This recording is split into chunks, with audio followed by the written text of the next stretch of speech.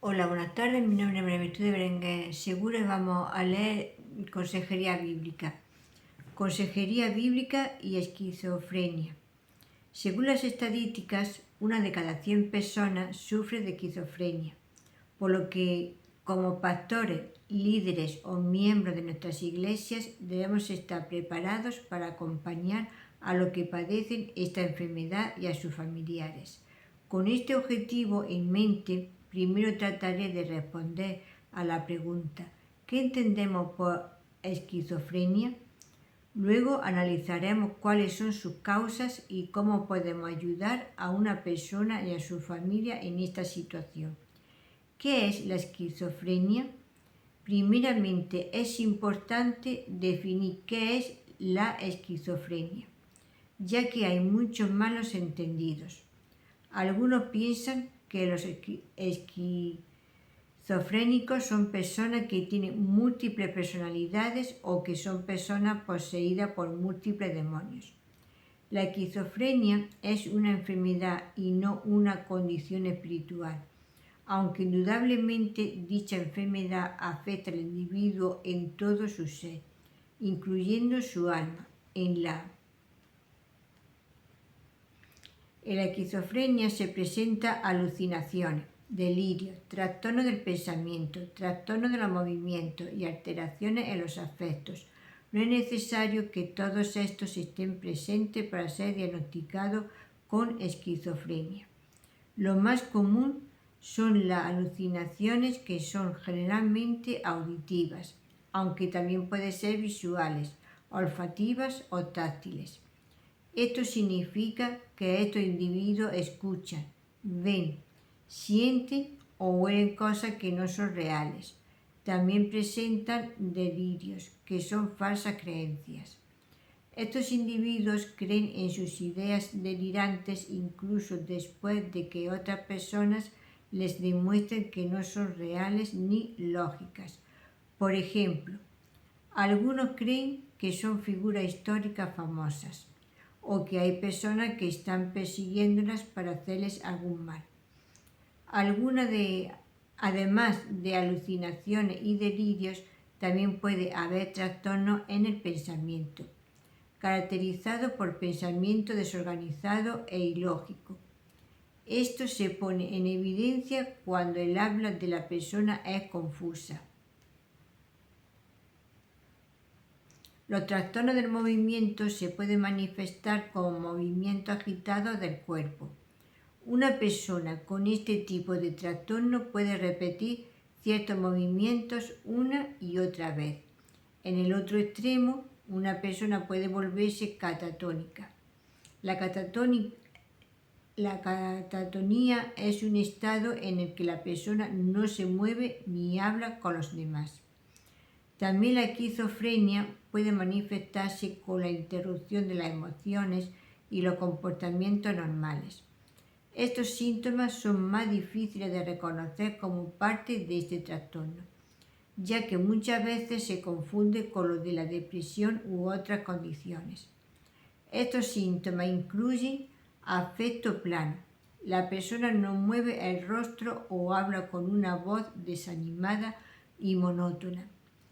También presentan falta de satisfacción en la vida diaria acompañado por disminución en la comunicación, incluso cuando la persona se ve forzada a interactuar. Muchas veces hasta descuidan la higiene personal básica. ¿Qué causa la esquizofrenia?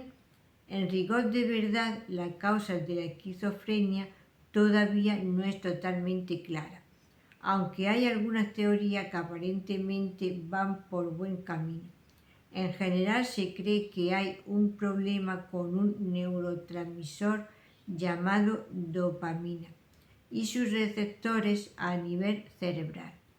La evidencia más fuerte a favor de esto radica en que hay drogas que también actúan a este nivel, como las anfetaminas, que producen síntomas similares a lo que presentan los esquizofrénicos.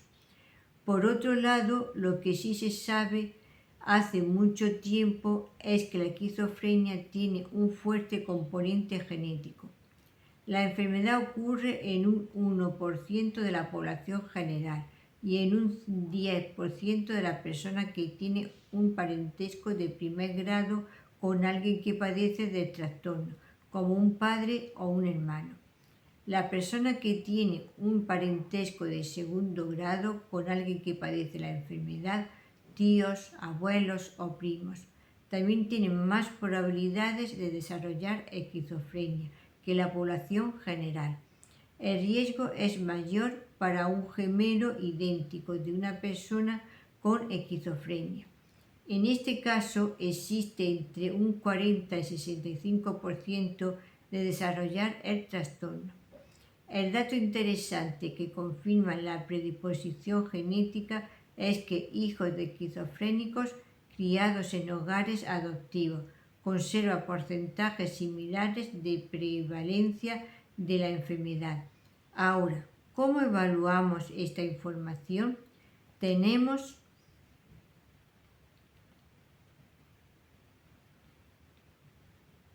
que entender que la genética juega un papel muy importante en el desarrollo de la enfermedad. Sin embargo, no es determinante, ya que no es un 100% de los casos que la enfermedad se transmite, como ya hemos visto. Sin duda hay otros factores que, sumados a la genética, influyen en el desarrollo de la enfermedad, los cuales simplemente no sabemos cuáles son. ¿Cómo ayudar? Debemos entender que no es necesario ser un experto para poder ser de ayuda y, como veremos más adelante, en el proceso de consejería y acompañamiento de aquellos que padecen esquizofrenia, debe estar involucrado la mayor cantidad posible de miembros de la iglesia local. 1. Animar a buscar la atención médica. Lo primero que debemos hacer es exhortar a que esté bajo el cuidado y supervisión de un médico psiquiatra. Aquí hay un asunto fundamental. No debe abandonar la medicación, a no ser por prescripción médica. Esto es muy importante, ya que los medicamentos tienen como efecto el cese o disminución de los síntomas, que altera la percepción de la realidad, como las alucinaciones y delirios, aunque a veces con muchos efectos adversos.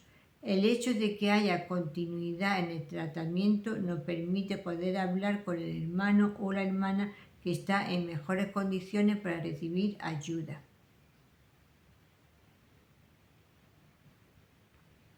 2. Evitar hablar de posesión demoníaca o cosas similares. El segundo principio a tener en cuenta es que debemos evitar hablar de posesión demoníaca o cosas por el estilo. Esto solamente tendrá el efecto negativo de reforzar sus delirios y no aportará al proceso de acompañamiento. Recuerdo un muchacho que creía que sus padres eran demonios y que él estaba literalmente en el infierno. Estas ideas se fueron con la medicación y él ahora entiende que eso no era real.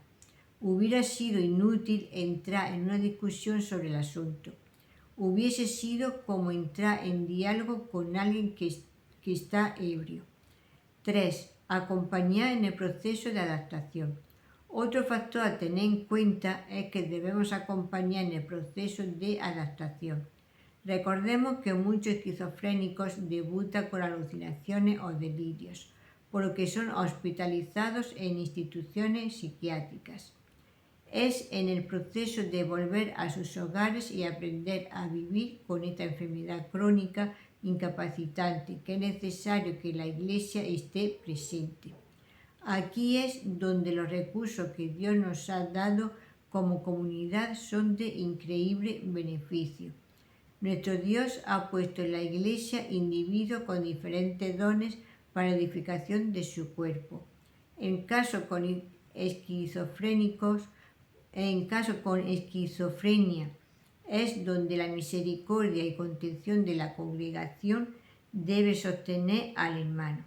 Aquí aplica esa exhortación hecha por Pablo en la primera carta a los tesalonicenses. Y os exhortamos, hermanos, a que amonestéis a los indisciplinados, Animéis a los desalentados, sostengáis a los débiles y seáis pacientes con todo. 1 Tesalonicenses 5:14. Creo que este pasaje se aplica perfectamente a nuestra discusión. El hermano esquizofrénico necesita el apoyo y contención de la Iglesia. El objetivo es ayudarle a llevar una vida lo más cercano a la normalidad que sea posible y comprender muchas tareas, desde las más simples como ayudarle con su higiene y cuidado personal, hasta las más complejas como ayudarle a conseguir trabajo y ser independiente económicamente. Aquí es muy importante recordar que muchas veces estos individuos son abandonados por sus familiares y amigos, y la mayoría de las veces es la Iglesia su único o principal vínculo afectivo. En la medida de lo posible se le debe incluir en las actividades de la Iglesia. Aquí es donde el amor fraternal ha de reinar. Con respecto a esto de la inclusión en el cuerpo, tenemos que tener ciertas precauciones. No sería sabio involucrarles en ministerios que incluyan niños. En general, los esquizofrénicos medicados no son peligrosos, pero nunca podemos saber con un 100% de certeza. Primero, si toman la medicación, y segundo, si no presentarán una crisis. No solamente existe el riesgo de daños, sino también de consecuencias legales para la Iglesia. 4. Recordar el proceso de santificación. Otros asuntos a tener en cuenta es que nuestro hermano, a pesar de estar incapacitado por su enfermedad, todavía sigue siendo un pecador, que debe ser amonestado y que está en un proceso de santificación. El hecho de que haya sido diagnosticado de esquizofrenia no lo hace irresponsable moralmente ante Dios. Él o ella necesita la represión o el consejo oportuno de sus hermanos con el objetivo de avanzar en su proceso de maduración en la vida cristiana. La esquizofrenia sí es una enfermedad que le ha discapacitado, pero esto no le da una excusa ni un pase libre para comportarse como se le dé la gana. Recuerdo un joven que luchaba con la pereza y que luego del consejo y ánimo de parte de los hermanos pudo terminar su colegio secundario y ahora se encuentra trabajando por cuenta propia. 5. Recordar a la familia. Otra cosa a tener en cuenta es que la familia del enfermo necesita el apoyo de la Iglesia, a veces más que el enfermo mismo, porque son más conscientes de lo que la enfermedad implica. Dicho apoyo no difiere del que se le debe dar a familias con hijos con discapacidad o cualquier otro tipo de enfermedad crónica debilitante. Ahora, en otro sentido, las enfermedades psiquiátricas todavía son un estigma hoy en día y lamentablemente incomprendidas en nuestras iglesias. Es por eso que el cuidado pastoral incluye informar acerca de la enfermedad, trabajar sobre temas como la culpa, el desaliento e incomprensión. 6. Mantener el Evangelio en el centro. Por último, y no por eso menos importante, debemos recordar que como todo proceso de consejería, el Evangelio debe ser el centro. La buena nueva de Jesús y su obra en la cruz debe ser recordada vez tras vez en el proceso de acompañamiento. Solamente el Evangelio brinda esperanza y promesa de una vida libre de esquizofrenia.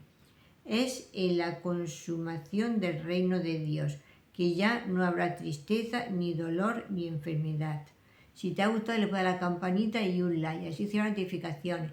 Y también puedes dejar un comentario en el número de teléfono 624-593636.